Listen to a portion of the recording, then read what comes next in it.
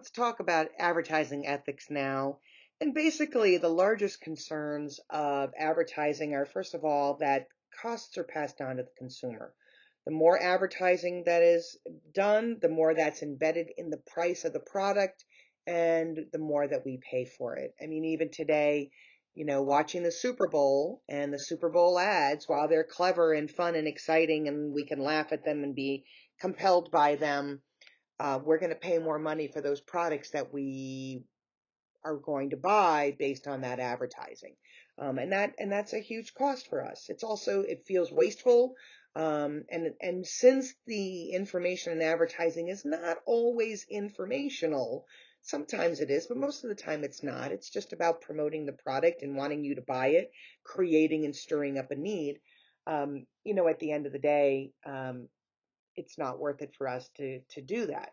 There's over 189 billion dollars spent on advertising in 2015 and another 592 billion worldwide.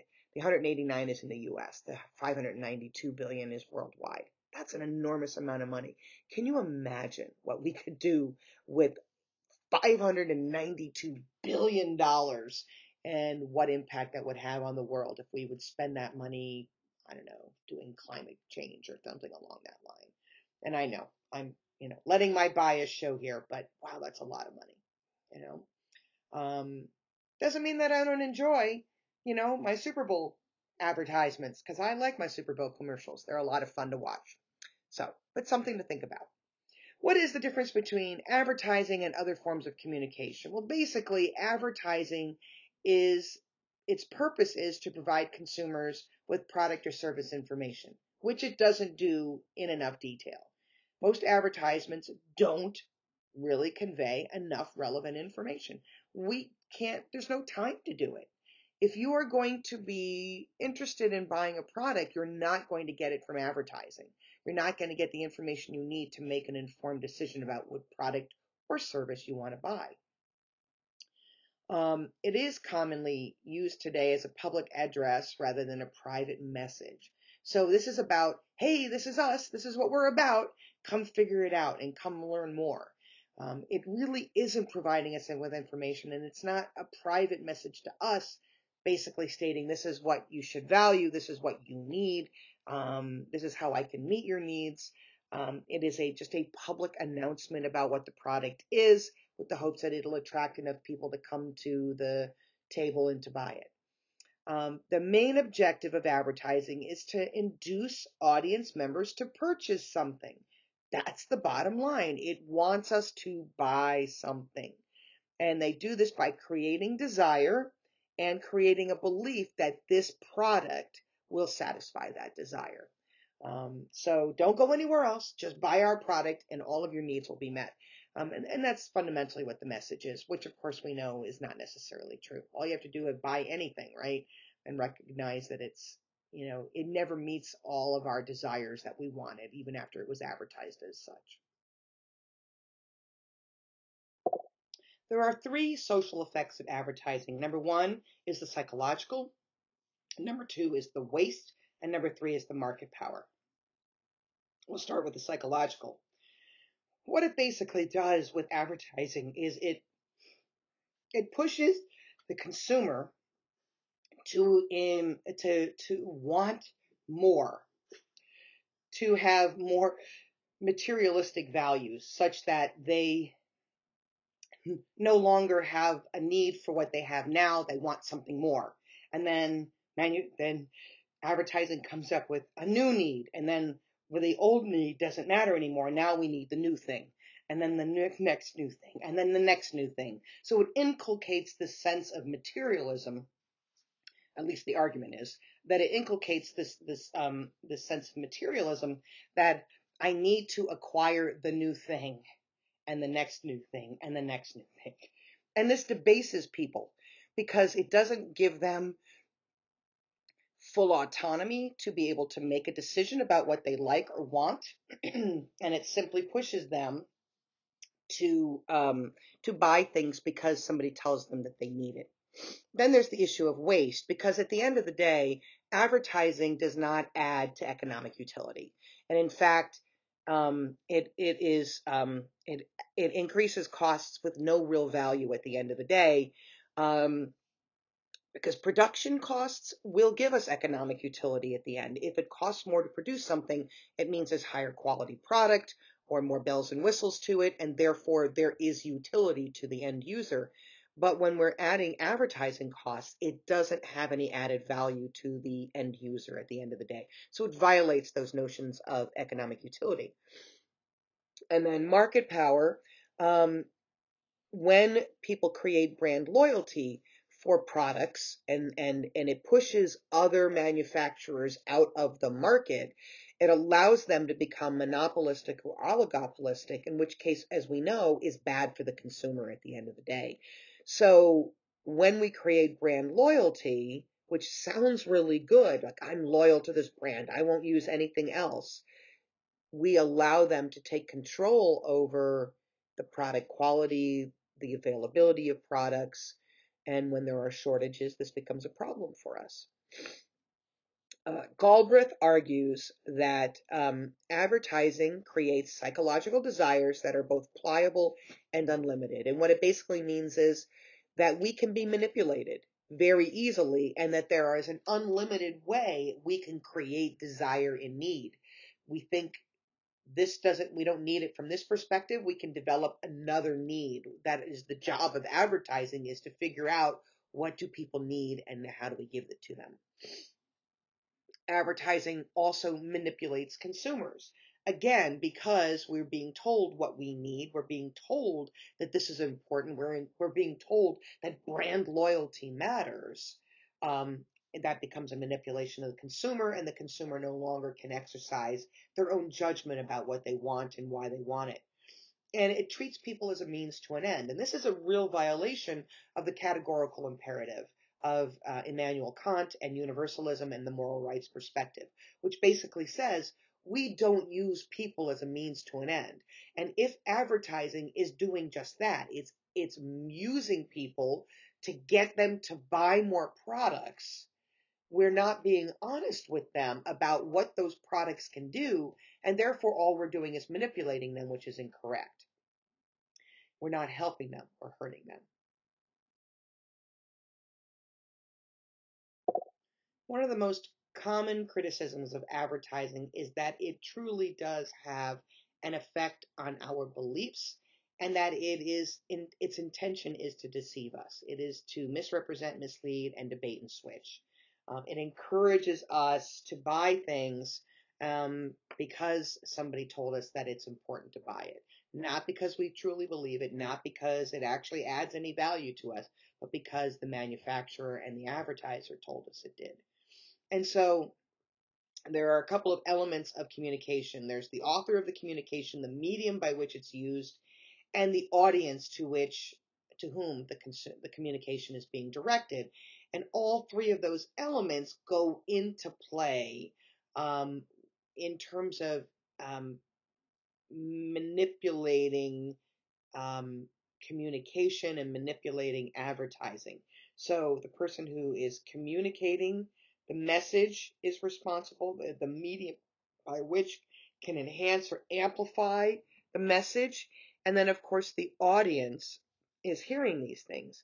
And so when we are manipulating people intentionally, that becomes a problem. The author um, can unethically intend to make the audience believe that they know something to be true when it is false, and and saying that this product will work or this product won't work. Um, so unethical or deceptive advertising also requires the media or intermediaries who communicate the false message, and so they become responsible for those deceptive effects as well. So that means if you're using, the ad, or you're using a print media. So the print media, there's responsibility for the whoever is recommunicating those messages. The magazines that buy the ads, the newspapers that buy the ads, the TV stations that buy the commercials, they bear responsibility for that as well. And then lastly, an audience the audience who is vulnerable to the deception and who lacks the capacity to recognize the deceptive nature of the advertisement. This is why vulnerable people, well, they have to be protected. And what we mean by vulnerable people is usually people who do not have the mental capacity to differentiate truth from fiction, children, people with developmental disabilities, they have to be protected from deceptive advertising because it's really easy for them to fall victim to it. I'll never forget my daughter seeing a commercial for a product on TV and running in to talk to me and going, "We need to buy this. Our life will be so much better if we buy this." And I had a lovely conversation with her at that time about why, marketing isn't always true and that commercials are really just not telling us the truth about a product. And now both my kids are pretty savvy about these things. They don't really pay attention to commercials, and by and large, we don't watch commercial TV anyway. We watch, we stream a lot, and we get very limited commercial exposure.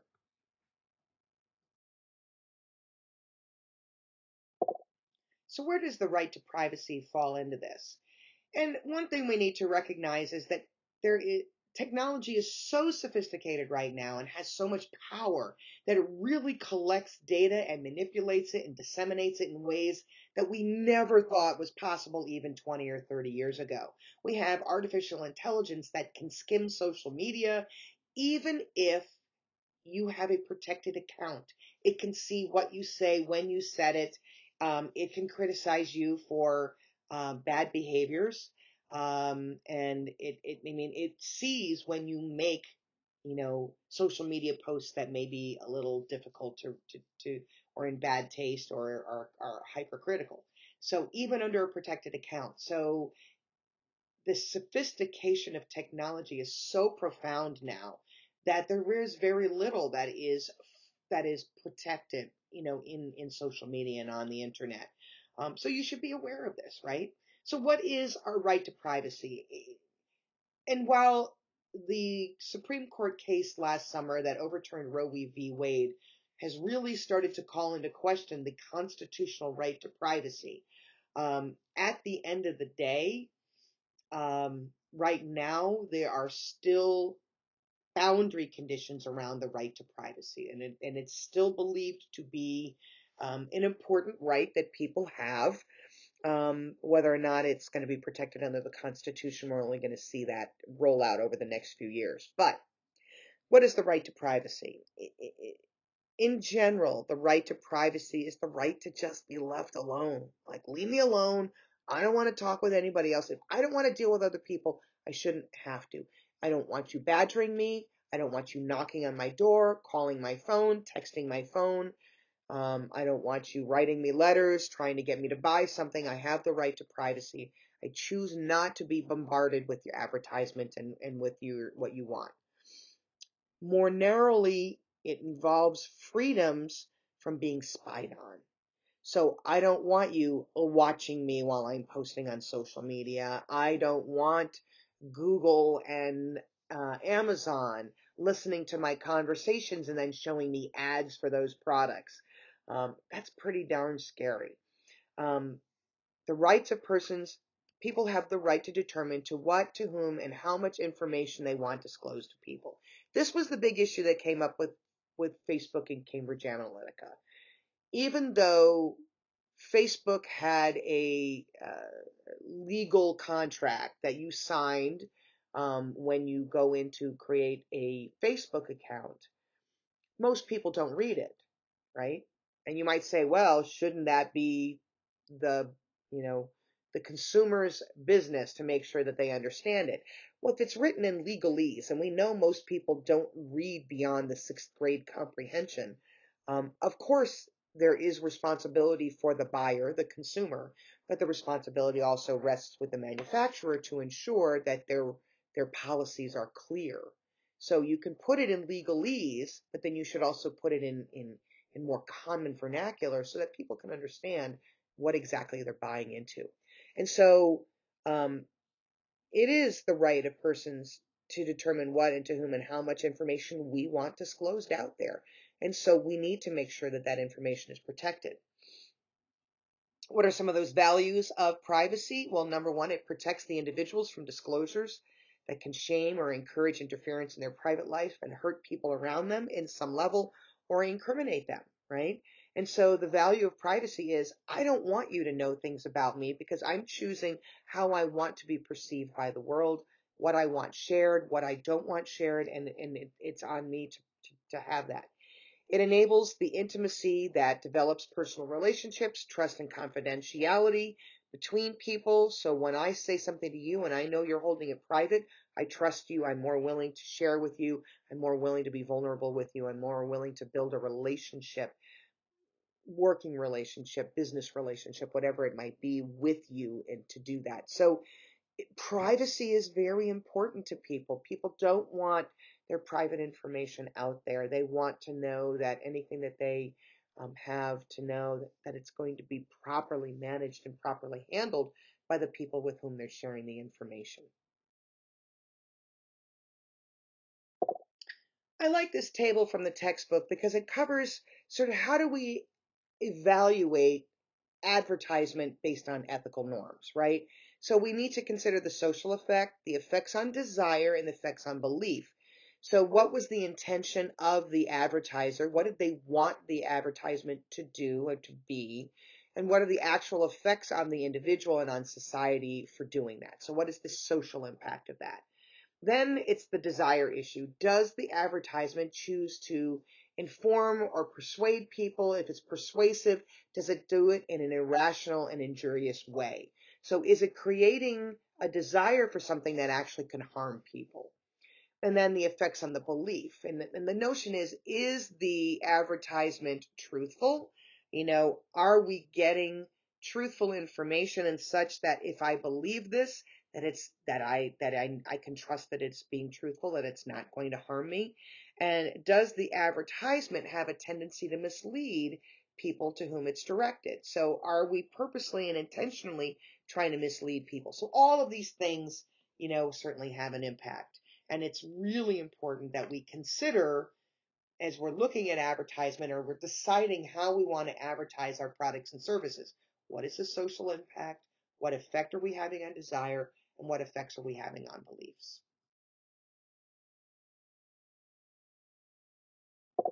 So there are a number of ways that businesses can preserve consumer privacy: relevance, opting out, consent, accuracy, and security recipients and users. So when it comes to relevance, databases containing information or consumers should include only information that's directly relevant to the purpose for which the database is being used. So only collect information that absolutely matters. Opting out means we can allow entities to opt out of having their information collected and used. And everybody should have the option to be able to do that. Um, Consent. Businesses should collect information about an individual only if they explicitly or implicitly consent to do something, because at the end of the day, we don't want the information to be used inappropriately. And so if you're going to use it, I have to explicitly consent for you to use it. Accuracy. We should be collecting information to make sure that the information we have is accurate and that everything that is inaccurate is being addressed and being fixed where appropriate. And then the security issue is that agencies that collect information on specific individuals have to ensure the information is secured, not revealed to people in which they don't have permission to give it to, and that the recipient of that information is appropriate and the one that is targeted and want to have that information, or it's used in ways to which the consumer did not consent. So we want to make sure it's going to the right recipient, and or that the consumer is make sure that their information is being used as agreed to by the manufacturer or the service provider. And lastly, this table from the textbook, the business efforts to respect the right to privacy. The very clear purpose for which information about specific consumers is collected must be a legitimate business need. So at the end of the day, if you're collecting information, Whatever it is, if you're using information, it should be done for a legitimate business reason, not to collect information for the sake of collecting it. So that's it on consumer production and marketing.